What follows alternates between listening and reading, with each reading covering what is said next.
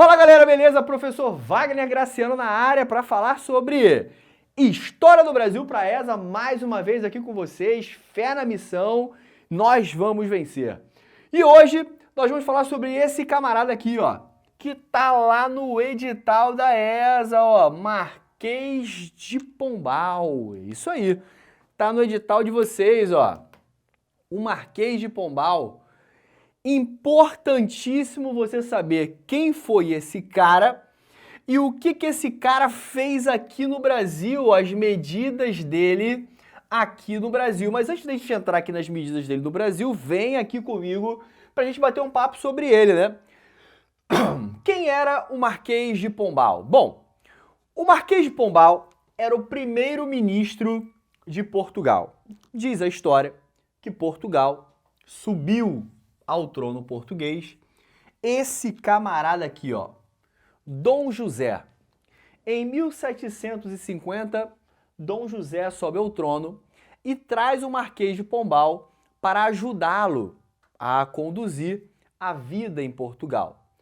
Enfim, o Marquês de Pombal se torna uma espécie de braço direito, o cara que tinha uma carta branca do chefe, do rei, para agir em nome de Portugal. Então, Dom José e Marquês de Pombal vão fazer uma dobradinha à frente do governo português. Dom José como rei e o Marquês de Pombal como seu primeiro-ministro. E aí o que vai acontecer aqui? Diz a história que o Marquês de Pombal e Dom José, o rei, eram típicos exemplos, exemplos de déspotas esclarecidos. O que é um déspota? O déspota é aquele cara que faz a imposição de sua vontade. É aquele que determina e só espera uma coisa, que as suas determinações sejam acatadas, sejam obedecidas. Esse é o déspota. É o autoritário, é o ditador, é o cara que manda, o cara que comanda. É aquele cara que não admite críticas. De cima para baixo, ele vai conduzindo tudo. Ele é o déspota. Tanto o Marquês de Pombal quanto o Dom José eram exemplos típicos de déspotas, homens assim, autoritários. E eram esclarecidos porque suas ações visavam sempre o bem de Portugal e com a modernização do reino português. Estavam sempre ligados ao que estava acontecendo no mundo e traziam para Portugal as grandes mudanças que o mundo estava tendo para atualizar a vida política e econômica de Portugal. Daí, conhecidos como déspotas esclarecidos, autoritários que buscavam sempre a modernização do reino português. O Marquês de Pombal, como eu falei para vocês, ele vai tomar uma série de medidas aqui no Brasil. Umas que estão aqui, outras que não estão. Eu coloquei somente algumas aqui para a gente conversar.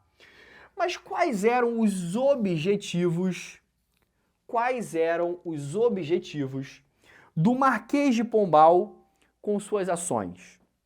O que Pombal queria com suas ações, com suas medidas?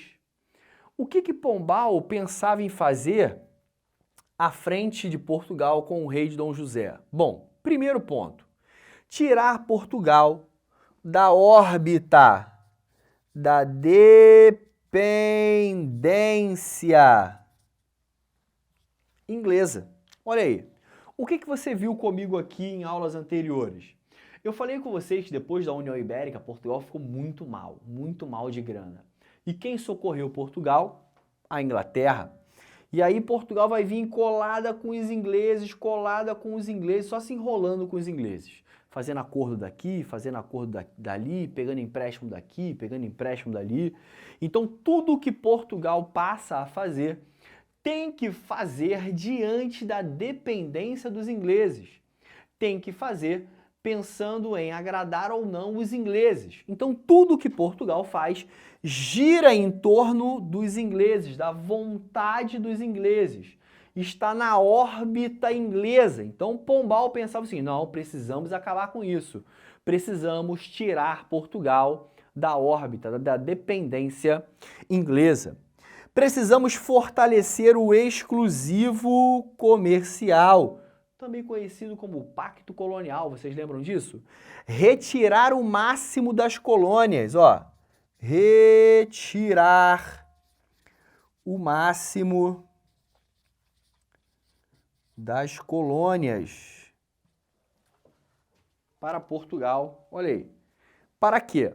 Para fazer com que Portugal pudesse arrecadar o máximo de recursos e conseguir pagar suas dívidas e reduzir a influência de jesuítas e nobres para o Marquês de Pombal. Esses dois setores presentes em Portugal e nas colônias portuguesas geravam atraso para Portugal. Para Pombal, quando Portugal conseguisse se livrar tanto de jesuítas quanto de nobres, Portugal ia conseguir avançar, beleza? Então, Pombal, assim, vai tomar suas medidas aqui no Brasil. Medidas que ficaram muito conhecidas aqui no Brasil, como, por exemplo, o fim das capitanias hereditárias. Você lembra da divisão do Brasil em capitanias hereditárias? Lembram?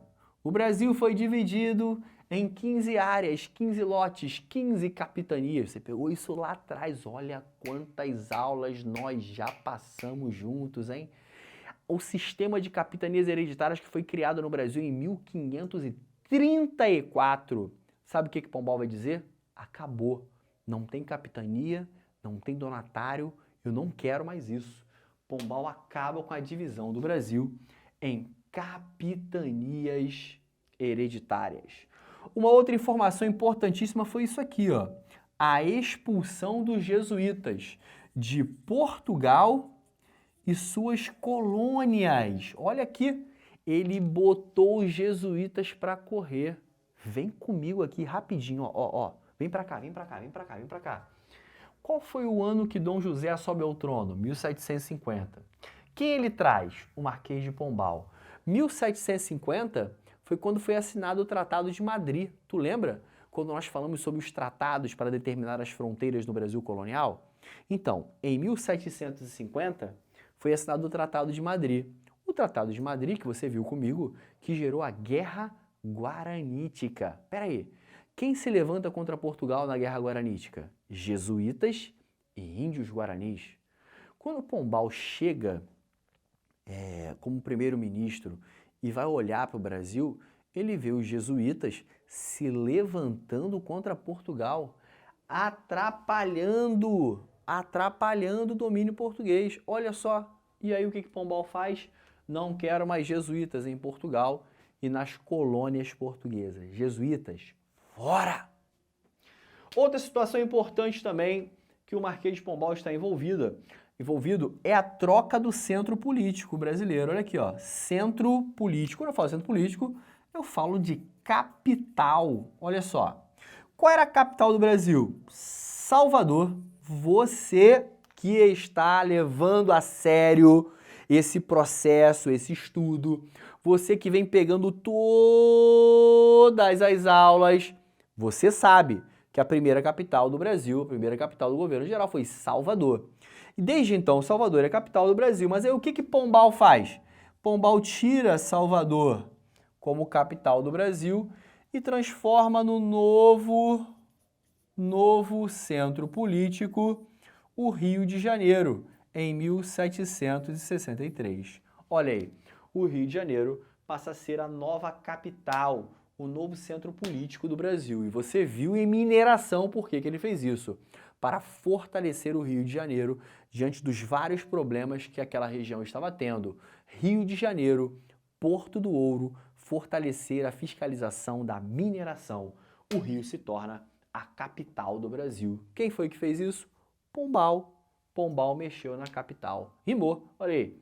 Outra situação interessante que nós podemos atribuir ao Marquês de Pombal. Você ouviu eu falando com você aqui em Economia Colonial que a coroa portuguesa vai instalando companhias de comércio. Isso aí, companhias de comércio. Galpões, onde vão ser estabelecidos comércio e fiscalização do pacto colonial. Ou seja, quando eu falo de companhias de comércio, eu estou falando de lugares onde são exercidos o pacto colonial, aquela fiscalização de comércio, se realmente o Brasil está comprando exclusivamente dos portugueses. Então, quando o Marquês de Pombal olha para o Brasil, o Marquês de Pombal vê duas regiões do Brasil, olha só, uma aqui e uma aqui, que, segundo ele, precisavam receber duas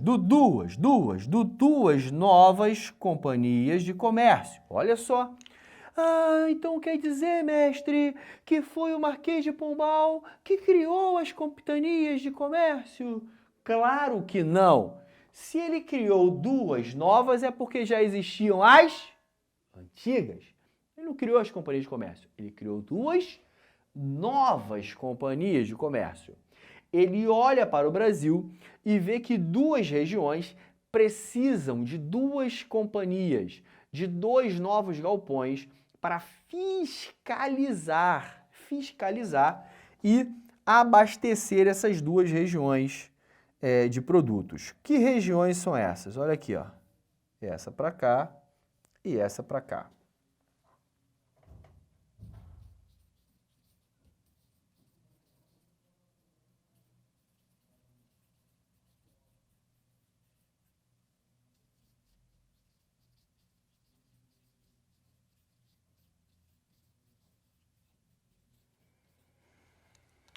Ele cria as companhias de comércio do Grão-Pará, Maranhão e Pernambuco, Paraíba. Duas novas companhias de comércio criadas pelo Marquês de Pombal aqui no Brasil. E foi ele também que criou isso aqui, ó, a cobrança da derrama, a cobrança dos impostos atrasados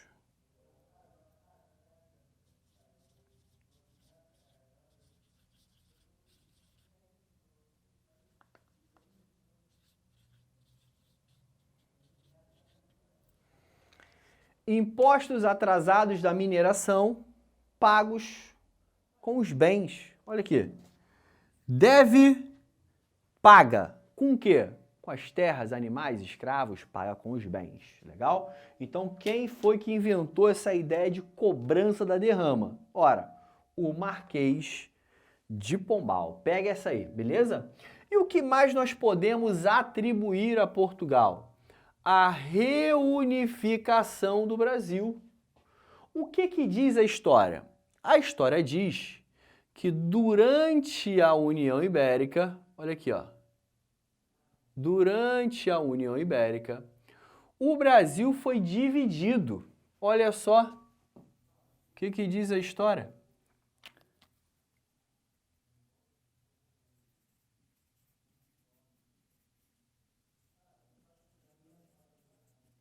A história diz isso aqui, ó. Durante a União Ibérica, durante a União Ibérica o Brasil esteve sob o domínio de quem? Ah, durante a União Ibérica o Brasil esteve sob o domínio da Espanha, é isso aí. Portugal e suas colônias sob o domínio espanhol, era o quê? A União Ibérica. Então, durante a União Ibérica, o Brasil foi dividido assim, ó, em dois vice-reinos, o vice-reino do Maranhão e o vice-reino do Brasil, que passaram a se chamar o Estado do Maranhão e o Estado do Brasil. Então, o Brasil ficou dividido. Desde a União Ibérica se falavam, no estado do Maranhão, no estado do Brasil. Opa, Pombal veio aqui e falou o seguinte, não, o que nós temos é Brasil. Pombal acaba com essa divisão e fala o seguinte, não, o que tem aqui, filho, é Brasil e acabou. Não tem essa divisão de Maranhão, estado do Maranhão, estado do Brasil. Não, o que existe é Brasil. Então, Pombal também reunifica o Brasil após sua divisão durante a União Ibérica e, olha aqui, ó, e outras medidas. Por exemplo, Pombal liberou algumas manufaturas aqui no Brasil, tu sabia? Você sabia que era proibido instalar manufaturas no Brasil, né? Então, Pombal, enquanto esteve como primeiro-ministro, vai liberar algumas manufaturas aqui no Brasil, como, por exemplo, laticínios, né? Ele vai liberar. E outras também. Então, o que acontece? Pombal fez muita coisa, ele é responsável por tomar várias medidas aqui no Brasil, dentre elas essas que eu citei para vocês aí. Só que isso vai chegar ao final. Por que isso vai chegar ao final? Vem comigo aqui, ó. Diz a história que Dom José reinou de 1750 até 1777. O que vai acontecer aqui? Dom José vai morrer. Dom José vai falecer, o rei de Portugal. E quando Dom José falece, quem assume o trono é sua filha e seu genro, né? O rei e a rainha de Portugal. E sua filha, Dona Maria, vai conduzir os negócios de Portugal com um pulso forte, né? E como rainha de Portugal, Dona Maria vai tomar algumas medidas à frente do comando português. Dentre elas, ela vai demitir Pombal. Olha aqui. Ela vai mandar Pombal embora. Pombal deixa a sua posição de destaque frente ao governo português. Com a morte de Dom José, Pombal é demitido por Dona Maria e vai ter que vazar. Uma outra medida tomada por Dona Maria é essa aqui, galera, olha. Ela assina um alvará, assina um documento proibindo a instalação de manufaturas no Brasil. Lembra que eu falei com vocês que o Marquês de Pombal liberou algumas manufaturas, produções manuais aqui no Brasil? Então, Dona Maria vai proibir a instalação de manufaturas no Brasil através da assinatura do alvará. Olha, guarda isso, ó. Alvará de 1785. Isso aí, ó. Em 1785, Dona Maria vai assinar esse documento, o alvará de 1785, proibindo a instalação de manufaturas no Brasil. Ou seja, Dona Maria aperta ainda mais o processo de colonização aqui do Brasil. E uma informação importante para você, e aqui a gente finaliza esse assunto de Pombal, sua demissão e o reinado de Dona Maria. Vamos lá. Dona Maria ficou louca. Dona Maria teve problemas mentais e acabou sendo impedida de reinar sobre Portugal. Loucura, problemas mentais, descontrole mental. Dona Maria foi afastada do trono. Em seu lugar, assume o filho, João, como príncipe regente, ó. Príncipe regente. Pô, mas ele não vai ser rei? Não. A rainha está viva. Ela não morreu, ela está maluca, ela não está morta. Então a rainha está lá, mas não pode governar, está afastada. Em seu lugar, assume o seu filho, Dom João, que você já deve ter ouvido falar como Dom João VI, ó. Será Dom João VI, rei de Portugal. Ele vai reinar sobre Portugal quando sua mãe vier a falecer. Mas até então, ele está governando Portugal para sua mãe. Legal? E onde é que a gente termina esse vídeo, essa parte da aula de hoje para você? Bom, porque vai ser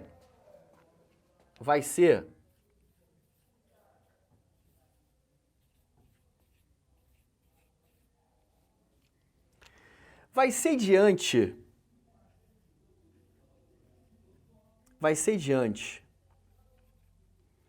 do governo desse príncipe, Dom João, que Portugal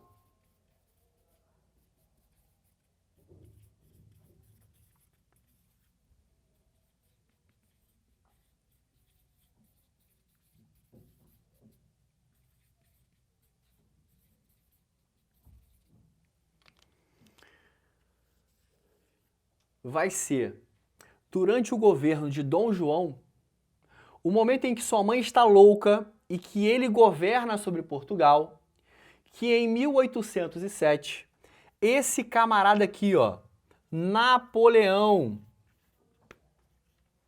em nome da França, invade, olha aqui, ó, Portugal foi invadido pelas tropas de Napoleão.